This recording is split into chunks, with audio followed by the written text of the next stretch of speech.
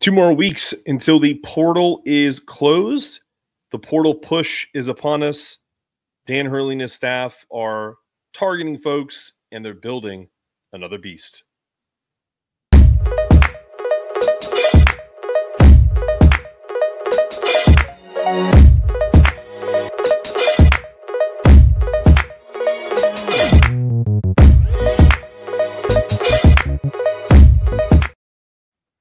Welcome in. Big East Energy Network presents the Hoopscap Pod. Yes, your one-stop shop for both the UConn men's and women's basketball program. 2 programs, 1 goal, the Hoopscap. One quick, interesting bit of news that we're going to touch on tomorrow.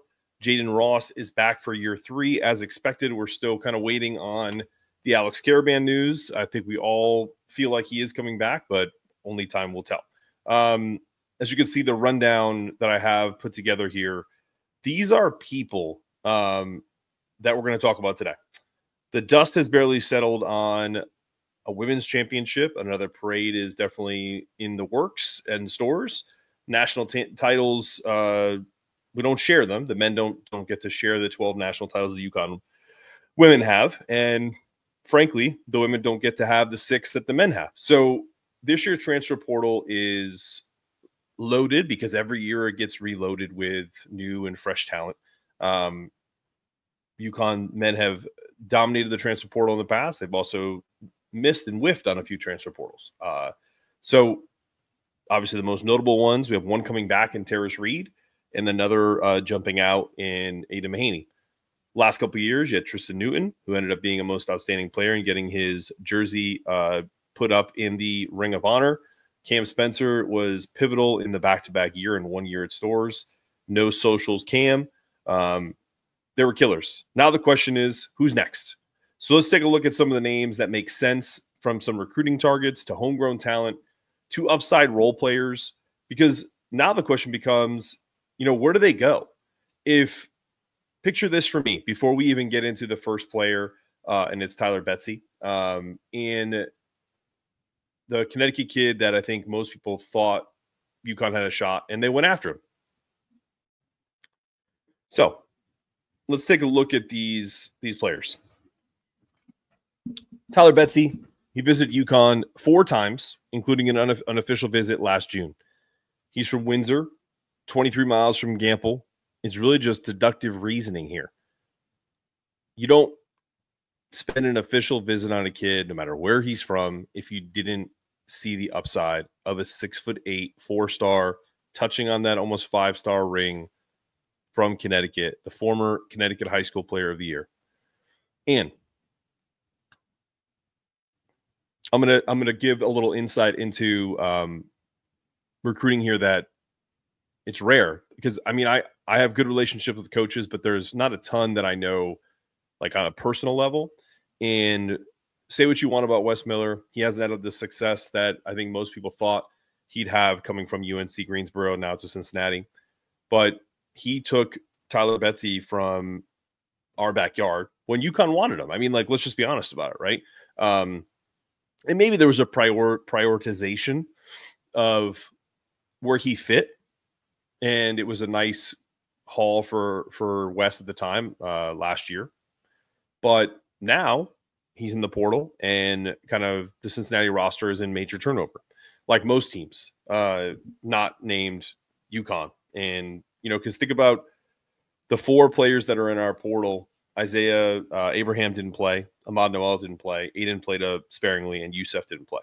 So the turnover that we're having is almost like a recycling of, folks that really couldn't crack the lineup, and now you're seeing some big-time talent come in as freshmen. So where does Tyler Betsey fit? Does he, is he absolutely just a type of player that is looking to start? If he wants to go somewhere where he, at a mid-major or a lower level P4,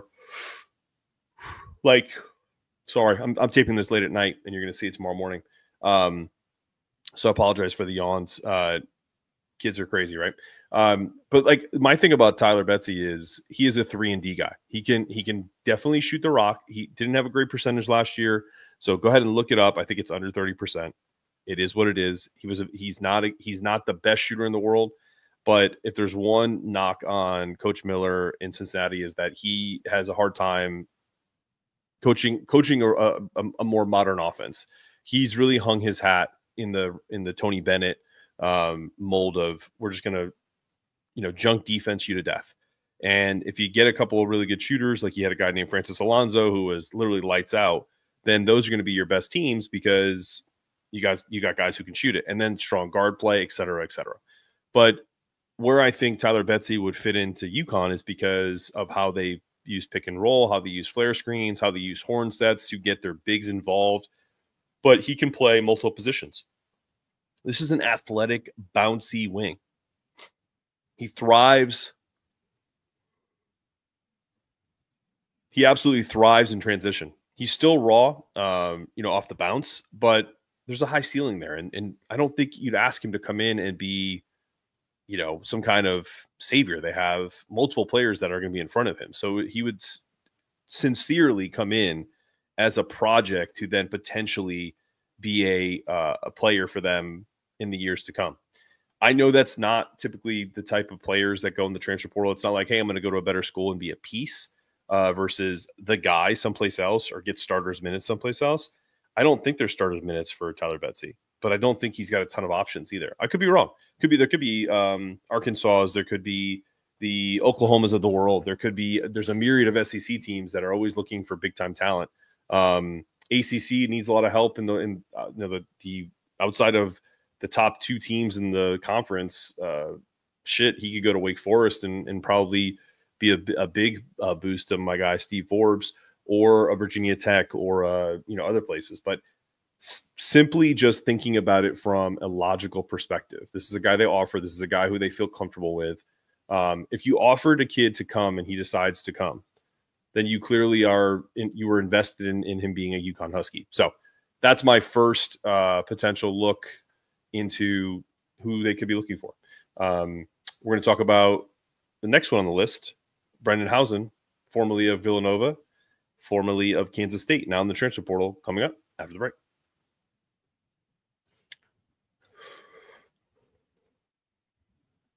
And we're back on Locked On UConn, the only podcast in the land that covers both the UConn men and women equally.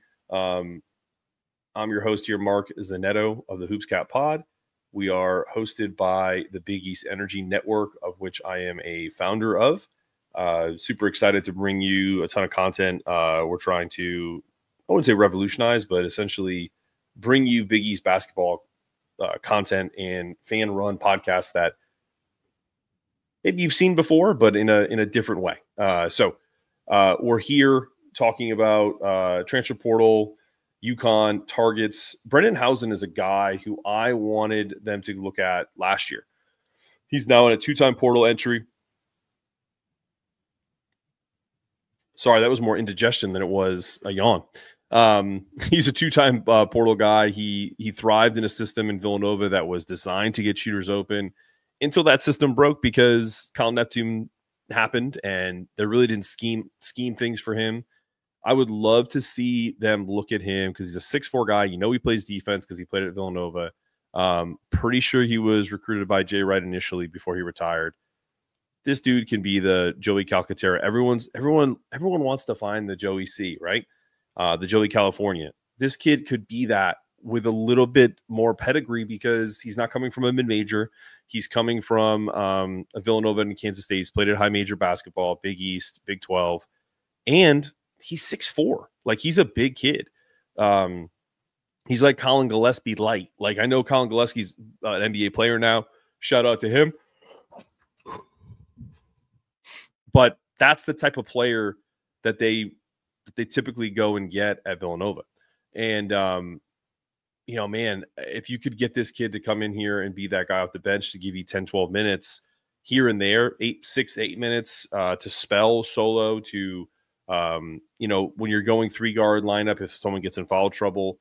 Because remember, like, just because you have Braylon, just because you have Darius, just because you have Jacob, you don't necessarily know if all of them are going to get the type of burn that everyone thinks so. Danny really doesn't run things the way like a Duke program does. He doesn't say, all right, freshman, go ahead. a lot of it has to be earned, and you have to kind of be undeniable to get the minutes that Liam McNeely got, the way that Steph Castle got. So I don't know. Do we reunite him with a meaningful structure and guard creation to essentially get him wide open threes?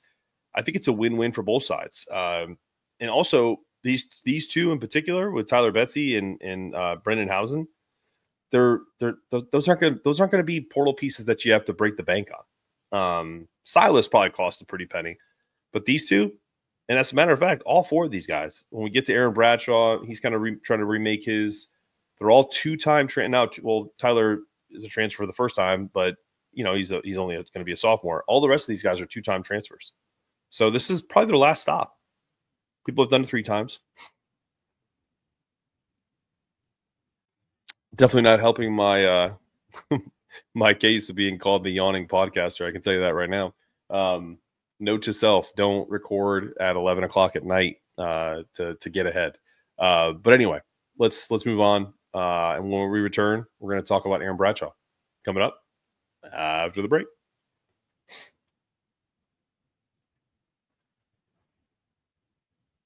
You're back on the Hoops Cap Pod.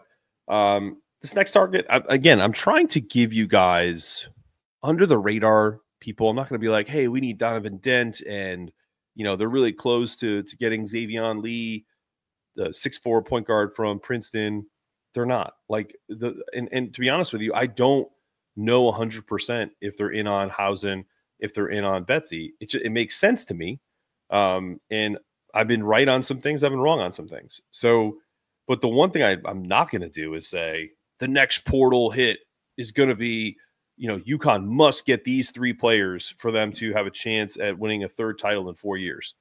That's some bullshit. And honestly, that's the kind of shit that Locked On does. And I'm not, that's probably going to be the only time I'm going to reference them, but I'm not going to be a clickbait farm. I'm just not going to do it. I may give you a provocative title to maybe lure you in to get you some really good information about something that you otherwise maybe wouldn't have clicked on. But to me, that's just more, savvy marketing than it is, a clickbait farm where it's like, if UConn doesn't get these 3 players, they're fucked. They're screwed. You know what I mean? Like, that's just not what I'm going to do. But when it comes to Aaron Bradshaw, just think about the players that we want. Bouncy, athletic, versatile, a 7-1 center that can switch. He's a former 5-star who never really found rhythm in college, but he was a guy that people were touting as maybe the next Anthony Davis because he went to Kentucky. He could give UConn a legit rim protector outside of Terrace Reed, because the way I think Eric Ryba is going to be used is I think he's definitely going to play some center, but I think he's going to be more of a stretch 4 at times. And because then you could go big and still be versatile. If you had him, Terrace, Alex, Stewie, and Silas or Solo in the game, there's nothing wrong with that. So if he's bought into a role, this could be a very low risk, high reward portal move. Just think about the upside of him. Look up Aaron Bradshaw. Go look at the scouting report from when he was in high school. And as a matter of fact, I could probably bring up what they initially talked about with him. This is what was written up about him back in the summer of 22. Aaron Bradshaw considers himself to be an old school center with a new school game mentality. He said he's not afraid to play the traditional center role with his back to the basket and as an intimidator in the middle, but he also loves to bring umph that is not normally seen in the position. Quote, I bring a lot of energy and enthusiasm. Sounds like a Husky to me. I make a lot of jokes. I'm funny, and I just have a lot of energy. Love it. We love the energy. In May, Bradshaw compared his budding skill set to that of an NBA All-Star Anthony Davis. That was echoed by plenty of scouts in the same vicinity. He is big like me. He can face up, shoot it, and still play defense. Bradshaw told On3, as a junior, Bradshaw averaged 8.9 points, 7.5 rebounds, 3.5 blocks per game during Camden High's run to the 12th NJSAII Group's 2 state championship. Oh, by the way, he's from New Jersey. playing for the New Jersey Scholars in the EYBL circuit of summer of 22. So this kid's got a little mileage on his odometer, but he's the type of kid that I could see Danny saying, "Hey man, come in here, crush it, kind of remake your NBA prospects." Because believe it or not, like all these, you could go to Duke. Right? I'm just using a comparison. If you're a top flight 5-star coming out of high school and you go to Duke, cool. You're likely going to get drafted. Maybe you're there for 1 year and they're going to draft you on your upside.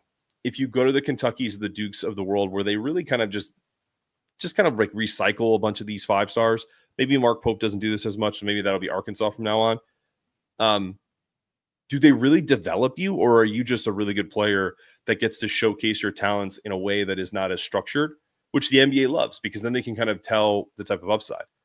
Well, kids come to UConn because they can play in an environment where they actually get to learn how to play an offense that is very NBA style, outside of ISO ball.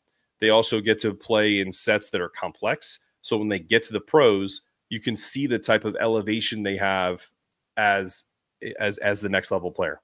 Have you seen Steph Castle? Have you seen Cam Spencer? Have you seen Andre Hawkins? These guys have elevated their game once they got to the NBA, because it's probably easier for them there than it is at UConn.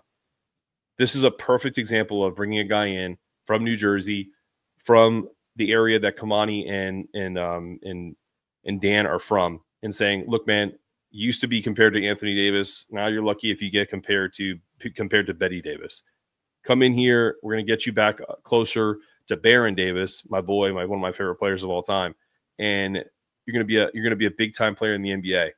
But you're going to do it in a way that is going to get you drafted. You're going to be a first-round pick if you come here, because you're going to be a 6th man of the year in the Big East and help us win a 3 out of 4th national championship." It's a great pitch. And by the way, you'll probably get $500,000 in NIL. I don't think he's going to get that type of pitch anywhere else. Why not? So they haven't. Listen, they didn't offer him when he came out, mostly probably because, at that time, I don't think they thought they were going to pick up a guy like that, and they had other plans. So one last target. You can see his name up there, Scotty Middleton, another New Jersey kid, another kid they offered and had on an official visit a couple years back. Went to Ohio State, transferred to Seton Hall. He's back in the transfer portal again. A guy that I liked last year out of the portal. Dan has said, and the reason why I put him last and probably least of who I think potentially they could get of these 4 is because Dan has said he really doesn't love portaling in conference. Has that changed? Has the rule changed? Has the rules changed from a little bit from his last thoughts? Does he at least call Shaheem Holloway and just say, "Hey man, hey Shah, we took a run at Scotty before he eventually circled back to you. If he's not coming back to you guys, do you care if we take a run at him again?" We'll talk about that coming up after this.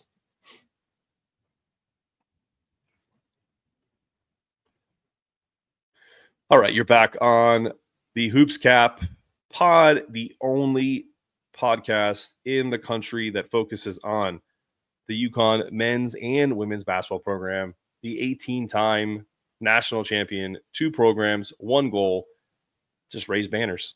That's what it is. In case you didn't know, up next tomorrow, Jaden Ross is back for year 3. We're going to analyze that and what that does to the UConn team. All right, last portal push conversation for this is Scotty Middleton. I've always liked Scotty Middleton. He's got a ton of untapped potential. He's 6'6", touching 200 pounds ish, 190, 195. He has a wingspan of 7'3". So his arms are bigger than Solo Ball. Solo's got a 6'10" wingspan. This kid has a 7'3" wingspan. So you can play him. It's kind of like Arsenault from Houston, who we saw in the national championship. When they put him in, they didn't really miss a beat, because even though he's 6'6" and didn't play a ton, he's very bouncy, and he's got the type of wingspan that can guard a power forward that isn't, Eric Dixon, right? Someone that can really body him. So he's a big wing. He's got good positional size at 6'6 plus. incredibly long arms. He's really brought into the defensive end of the floor. He's the type of kid that they've been screaming to try to get out of Jaden Ross. So that maybe they bring a guy in to push him a little bit, because right now, the 10 players that they have, I think you can say that 7, maybe 8 are going to get some play. But if they bring in, I feel like they're still going to bring in 2 more players. So who are those players? Is it a combination of one of these 4? Is it 2 that I haven't even heard of? Maybe. But I like Scotty Middleton. I think he's the type of player that makes sense for Dan and his staff, because, again, it's a guy who they offered. They've had in the building. You win with players like this in March. This is kind of a Andre Jackson-esque type player here, where he's not going to shoot a high percentage, but he can handle the rock a little bit. He can guard the best player. If he buys into the type of system that UConn runs, then maybe that's what we're looking at here. So, look, Dan and the staff are building toward another national title. They're not afraid to talk about it. They're not afraid to do it a little bit through the portal, and also with building with freshmen. The key themes to watch: they got their big guard. They have their size back with Terrace, with Eric. They have shooting everywhere: Solo, Braylon, Silas, Darius, Eric, Alex if he comes back. To a certain extent, Jaden. Potentially maybe a veteran guard off the bench who can shoot, catch and shoot and come off of screens. Hausen. Bigs with upside to complement Eric Ryba and Samson Johnson. Aaron Bradshaw. Not Samson Johnson. Eric Ryba and Terrace Reed. Smart, ball-secure guards who can back up the freshmen. Maybe that's, I don't know yet. Maybe that's Xavian Lee. I doubt it. Someone similar to that. I think a kid like Xavian Lee is going to go to like St. John's or another place like that, because he's going to stay close to home. But also, he wants to get paid, dude. Like, I don't know if that kid's an NBA player or not, but I think he wants to go where he can get the most money. And that's not UConn. It just never will be. We'll see what happens. You win in March, but the building starts in April, and UConn isn't just trying to reload. They're really trying to run it back better. Their core is infinitely better than it was to start last year. Silas, Darius Adams, Eric Ryba, Jalen Stewart, Braylon Mullins. Keep an eye on Tyler Betsey. If UConn calls him back home, that could be the move, and that says, maybe we're done. Because if they can get another wing or another guard, I think it's one of 2 things. If Alex comes back, maybe they go after a kid like Hausen. If Alex goes pro, then maybe they go after 2 more guys. I think if Alex stays, they probably get 1 more player they feel like is rotational, and then 1 more player that they can fit and stash away as like a talent grab, and kind of hold off and see where the where people's offers are going. Maybe a guy like Scotty Middleton you can get kind of in a bargain. Kind of like the way this happens is basically free agency. Like, if you're a Red Sox fan, I'm wearing my Roberto Clemente jersey right now. You got to think like the Pittsburgh Pirates. Like, how do they get guys who could potentially give you good value that aren't going to play a lot? You know what I mean? Like, you need a utility player is essentially what I'm saying. So we will see what happens. This has been another episode of the Hoops Cap Pod. I'm your host, Mark Zanetto.